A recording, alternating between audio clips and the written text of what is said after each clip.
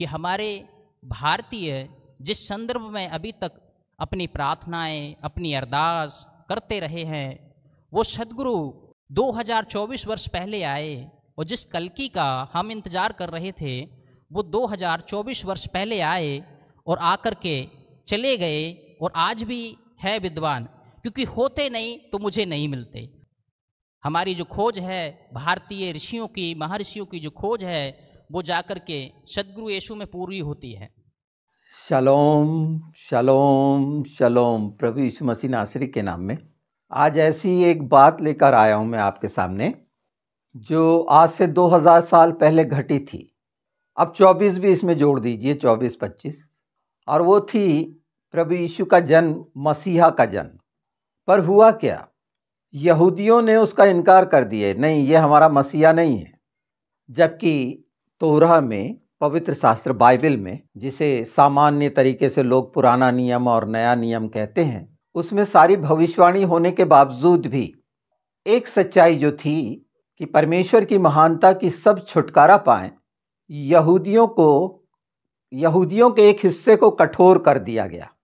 और आज हम देख रहे हैं, पर यहूदी से ही उद्धार का मार्ग शुरू हुआ, वही चेले बने और आगे बढ़ के आज अन्य जातियों में से हम सब प्रभु यीशु को अपना उद्धारकर्ता मानते हुए निश्चित हमने जान लिया कि हमारा जीवन स्वर्ग का है, इस पृथ्वी का नहीं है।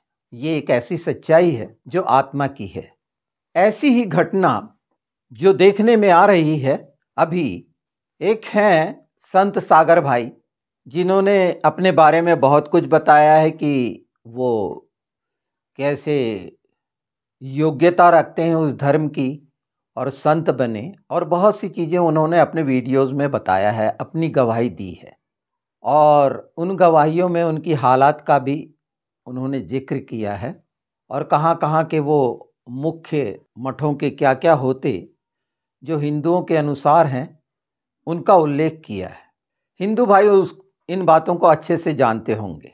अगर ये सागर भाई का कहना वाकई में सच है तो हम मान के चलते हैं, क्योंकि हिंदुओं के धर्म ग्रंथ के बारे में बहुत सारी शंकाएं लोगों के द्वारा रखी जा रही हैं कि उसके ऐतिहासिक प्रमाण नहीं मिल पाते हैं। मैं नहीं जानता कि जो पुराण का उनने उल्लेख किया है वो किसने लिखा है और कब लिखा गया है, पर उनके द्वारा जो कहा गया, सागर के द्वारा जो कहा गया है, वो बहुत स्पष्ट बोलते हैं कि कलगी अवतार जो हिंदुओं की मान्यता के अनुसार होने वाला है वो हो चुका है। बिल्कुल देखिए, यहूदी और हिंदू, मैं ये ग्रंथ की सच्चाई को प्रमाणित करने के लिए नहीं हूँ, पर वो हिस्से को जिस तरह से उनने उस संस्कृत का, उन श्लोकों का अनुवाद किया, वो आप सुनेंगे। भो भवनीतं तहनम ईश पुत्रम वा सिद्धम कुमारी गर्भणम मोक्ष प्राप्ते ति पुरुषम नमः ईश पुत्रम इति नमः ईश पुत्रम बाहुबलम प्राज्यम। इसमें उन्होंने कहा है कुमारी ईश पुत्रम कुमारी गर्भणम, ईश्वर के पुत्र, ये भविष्य पुराण कह रहा है प्रियो, ईश्वर के पुत्र कुंवारी कन्या से जन्म लेंगे, अवतार धारण करेंगे, अवतरित होंगे और वो पृथ्वी पर आएंगे। और इसके विषय में भविष्य पुराण का मैं अनुवाद इस तरीके से करना चाहूँगा।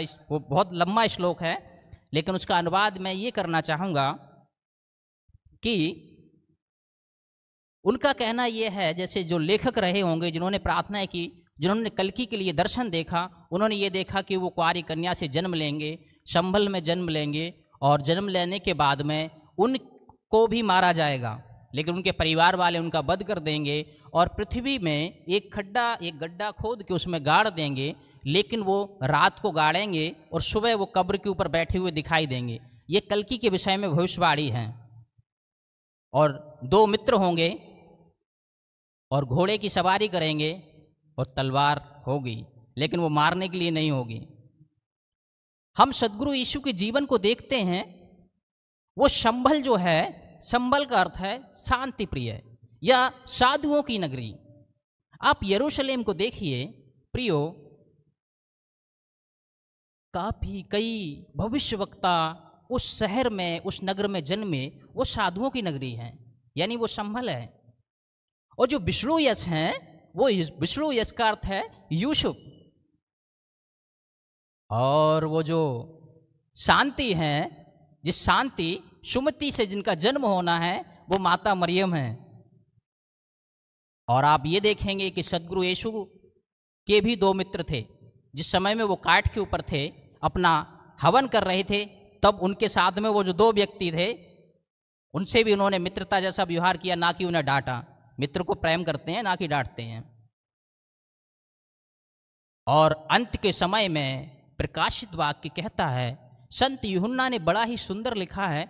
महात्मा यूहन्ना कह रहे हैं कि वो आएंगे और घोड़े पर से सवार होकर आएंगे और उनके मुख से तलवार निकलेगी।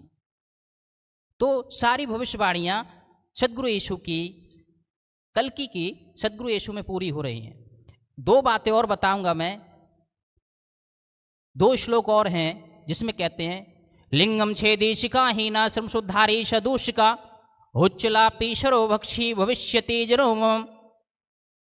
एक और ये श्लोक आता है कि मुझे थोड़ा अभद्रता में मत ले जाना, लेकिन उसमें ऐसा ही लिखा हुआ है कि परमेश्वर का जो अवतार और कल्कि का जो अवतार होगा वो खतना सहित होगा, खतना हुआ रहेगा। आप जो अवतारों का वर्णन आता है उसमें सिर्फ यीशु जी का, सदगुरु यीशु का खतना हुआ। 8वें दिन महात्मा लूका लिख रहे हैं, उन्होंने लिखा 8वें दिन सदगुरु का नामकरण हुआ और उनका खतना किया गया।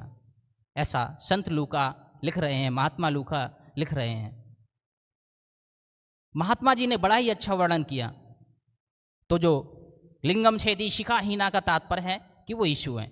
शिखाहीना सर्वशुद्धारी सदूषिका, यानी ना बाल कटे होंगे और ना दाढ़ी और ना मूछ कटी होगी। आप यहूदी परंपरा के अनुसार देखेंगे तो कई साधु उसमें ऐसे होते थे, कई भविष्यवक्ता रहते थे। जो भविष्यवक्ता होते थे वो सिर पर छुरा नहीं लगाते थे और दाढ़ी और बाल नहीं काटते थे। श्रमशुद्धारी सदूषिका उच्चलापी,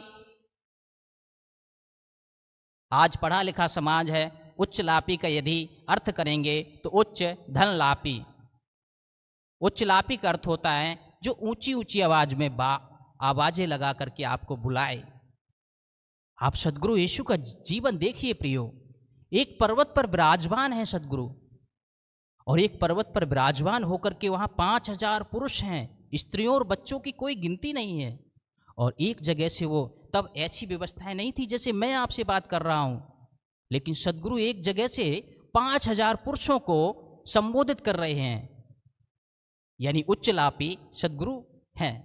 सर्वभक्षी, सदगुरु जीवन में आए और उन्होंने उपवास की जो भी परिभाषा दी वो ठीक है, लेकिन अपने जीवन में वो दोनों चीजों का आहार करते थे। सर्वभक्षी, शाकाहार भी और मत्स्य को भी। वो मेरे गुरुजी समझ गए होंगे, वो दोनों चीजों को ग्रहण करते थे। आज दिन तक जितनी भी जो भविष्यवाणियां भविष्य पुराण की हैं वो सदगुरु के जीवन में आकर के वो पूरी होती हैं। एकम ब्रह्मा द्वितीय नास्ति ना तस्य प्रथमास्ति ना जनाति ना जनायम। वो एक ब्रह्म है, उसके जैसा दूसरा नहीं है, और वो तुम्हारे लिए बलिदान देने के लिए आएगा। एक बात के बाद में दूसरी बात बोलने के बाद में मैं समाप्त करूंगा। एक और श्लोक हमेशा हम कहते रहते हैं, 2 श्लोक हैं जिसमें एक कहते हैं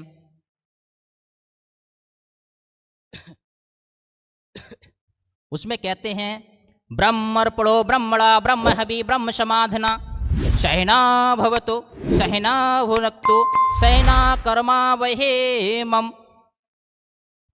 ऐसी अवतार की शरण में चले जाइए, और उसके जाकर करना क्या है? ऐसी अवतार की शरण में जाइए जो ब्रह्म अर्पणो ब्रह्मणा, ऐसे ब्रह्म की शरण में जाइए जिसने अपने आप को अर्पण कर दिया हो प्रियो। और जाकर के करना क्या है, और जाके करना है तद विधि बड़पातन पर प्रश्न से वया उपदेक्षन्ते ज्ञानम ज्ञान ना ही तद्रशना। जो ऐसे संत की शरण में जब आप जाएंगे तो उसे दंडवत करिए, प्रणाम करिए, और वो मूर्खों से मूर्खों जैसी बात करेगा और ज्ञानियों से ज्ञानी जैसी बात करेगा। हर बात की जड़ से लेकर के और पत्ते तक बात शास्त्र की और शास्त्र के अनुसार करेगा, और जिसे शास्त्र का ज्ञान नहीं है उसे शास्त्र के बगैर करेगा। आप सदगुरु यीशु का जीवन देखिए प्रियो। मैं क्षमा चाहूँगा यदि आपका, तो मुझे बोल सकते हैं। हाँ, सदगुरु यीशु का जीवन देखिए प्रियो। उन्होंने जब वो शास्त्रों की और मूर्खों की, शास्त्रियों की मूर्खों की, दोनों की बात कह रहे हैं। सदगुरु जब सांबरी स्त्री से मिले तो उसकी भाषा में बात की, जो भाषा उसे समझने में आ रही थी, यानी तद विधि पढ़ पातेन परिप्रश्न सेवया। जो कुछ उसने प्रश्न किए सदगुरु ने सेवक जान करके उसको जवाब दिया, ना कि ये कह करके कि भागो यहाँ से, मैं तुमको नहीं बुलाता हूँ। लेकिन उन्होंने आधीनता से उसको जवाब दिए। लेकिन वही सदगुरु ने छंदासी यश प्रणानी वेद साहित्यम वेद या वेद, जब शास्त्र से बात करने की बात आई तो उन्होंने निकोदेमस से बात की और विधिवत तरीके से समझाया, और फिर उसे दंडवत करिए जिसने अपने आप को अर्पण कर दिया हो। सदगुरु यीशु को आप क्या कहते हैं मुझे पता नहीं, लेकिन मैंने ये समझा है कि उनको क्रूस पर यहूदियों ने नहीं चढ़ाया था, उन्होंने अपने आप को स्वयं में अर्पण किया था। क्योंकि भारतीय ऋषि प्रियो ये कहते रहते हैं, उनका कहना है अहम ब्रह्मास्मि। हजारों वर्षों से, 5000 वर्षों से या उससे पहले से वो हाथ जोड़ करके बैठे हुए हैं और कह रहे हैं प्रियो अहम ब्रह्मास्मि, मैं ब्रह्म हूँ, उसको मैं दंडवत करूँगा जो आकर कहेगा मैं ब्रह्म हूँ। सदगुरु यीशु ने आकर के कहा जीवन की ज्योति मैं हूँ, जीवन का द्वार मैं हूँ, सच्ची दाखलता मैं हूँ और द्वार मैं हूँ। प्रियो आप देखेंगे उन्होंने ये भी बात पूरी की कि मैं हूँ। अब जब वो मैं हूँ तो उसको दंडवत करना चाहिए, और जो अर्पण करने वाली बात है, अपने आप को देने वाली बात है, उसको भी मैं हूँ से जोड़कर यदि आप देखें तो आप ये देखेंगे कि गतशमनी के बाग में सदगुरु अपने 11 शिष्यों के बीच में हैं और सैनिक आकर पूछ रहे हैं, सैनिकों से वो पूछ रहे हैं। आप देखिए कितना अच्छा उदाहरण है। मनुष्य का स्वभाव होता है प्रियो कि भाग जाना, भयभीत हो जाना और भाग जाना, लेकिन गुरुजी नहीं भाग रहे हैं। गुरुजी खड़े हैं प्रियो और सैनिकों से पूछ रहे हैं किसको खोजते हो, किसको ढूंढते हो। उन्होंने कहा यीशु नासरी को। गुरुजी कह रहे हैं मैं हूं। और हम देख रहे हैं कि एक हिस्सा जो कट्टरता का है, कठोर है मसीहत के लिए और मसीहों पर अत्याचार करने वाला है, उसी तरह यहूदियों के द्वारा था मसीहों पर अत्याचार, उसी तरह रोमियों के द्वारा था मसीहों पर अत्याचार। तो प्रभु यीशु को मानने वालों का जो मान रहे हैं, बिल्कुल इसमें कोई दो मत नहीं है। पर जो ये बात है इसका मैं लिंक आपके अपने वीडियो में लगा दूंगा डिस्क्रिप्शन में, तो आप उसे सुन सकते हैं। और जो हिंदू अपने धर्मशास्त्र पर विश्वास करते हैं उनके लिए ये उनको मजबूती देने का कि सच्चाई क्या है, वो उसके अनुसार वो जान पाएंगे। हम मसीहों को तो अपना पवित्र शास्त्र बाइबल मिल चुकी और उसमें सारी सच्चाइयाँ हम जानते हैं और वो निर्विवाद रूप से सत्य प्रमाणित है हर क्षेत्र में, उन यानी आलोचकों के भी द्वारा और समालोचकों के भी द्वारा सब ये जानते हैं। और भविष्यवाणियाँ जो निकली और लोगों ने उसमें से निकाला और जाना, तो अपने अपने तरीके से लोगों ने उसकी व्याख्या भी की अपने आप को बड़ा दिखाने के लिए। ये बहुत जो जितनों के नाम आप सोशल मीडिया चैनल पे सुनते हैं वो बाइबल से ही प्रेरित हुए थे, क्योंकि इस सच्चाई को तो हर को मानना पड़ेगा कि हर घुटना टिकेगा और हर ज़बान अंगीकार करेगी। सच्चाई किसी रीति से मनुष्य के जीवन में आए और ये धर्म और जात के चक्करों से एक मनुष्य छूट जाए और सचमुच में परमेश्वर की संतान होना कितना महत्वपूर्ण है, इस महत्व को जान ले। ये अच्छा लग रहा है। वैसे भी कई आए हैं हमारे इंडिया में जो हिंदू धर्मशास्त्र के द्वारा बहुत कुछ बताते रहे हैं, वहाँ से प्रभु यीशु को निकालते रहे हैं। जैसे चाहते हैं हमारे संसार में पाए जाने वाले लोग जो अलग अलग आस्था रखते हैं, बाइबल में ढूंढते हैं वो अपने जो उनके जिसको वो मुख्य मानते हैं, पैगंबर मानते हैं, उसी तरह ये सब चल रहा है। तो ये दो भाग मैंने आपके सामने रख दिए। यहूदियों ने भी, वो भी आज अपने मसीहा का आने का इंतज़ार कर रहे हैं और ये भी इंतज़ार कर रहे हैं। पर ये एक अच्छी बात है कि सच्चाई किसी रीति से आए और बहुत लोग छुटकारा पाएं। पौलुस ने यही कहा था सबके बीच में जाकर कि किसी तरह से मैं उन लोगों को प्रभु यीशु में खींच लाऊं, सच्चाई में ले आऊं। धर्म की स्थापना नहीं हो रही थी, उस मेल मिलाप की स्थापना हो रही थी जिसका हक हमें है, अर्थात हम जिसकी संतान हैं, जिसने हमें जीवन दिया, जीवन की सांसें दी। हाँ, संसार में भटके हुए, संसार को जो या पृथ्वी को जो अपना घर मान लेते हैं, उसके लिए वो कार्य करते रहते हैं और इसी के कारण उनके जीवनों में बहुत समस्याएं आती हैं। समस्याओं की समाप्ति मनुष्य के जीवन में इसीलिए नहीं हो पाती कि वो पृथ्वी पर जीवन यापन कर रहा है और पृथ्वी पर जीवन यापन करने के लिए वो यहाँ पर बेगारी कर रहा है और अपने लिए एक व्यवस्था बना रहा है जिसकी चिंताएं उसको हैं। और जबकि वो जान रहा है, खासकर मसीही जानते हैं कि हमारा यहाँ का डेरा उठाया जाना है, उसके बावजूद भी मसीही ये कर रहे हैं। सोचिए, और समस्याओं से घिरे हुए हैं, चिंताओं से, बीमारियों से, कठिनाइयों से। आप इसे सुन लीजिए, इसके बाद मैं आपके सामने लाऊंगा वो बातें जो निश्चित मसीहों के लिए प्रेरणा का कारण बनेंगी और समस्याओं का निदान का भी कारण बनेंगी कि वो मूल इसके पीछे क्या है कि ये समस्याएं खत्म नहीं होती।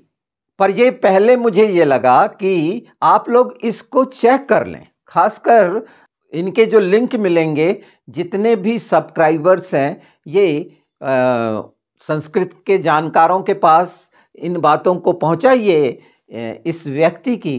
और अगर वो वाकई में संस्कृत के अनुसार उसका अनुवाद हो रहा है तो एक बार उनको सोचना पड़ेगा।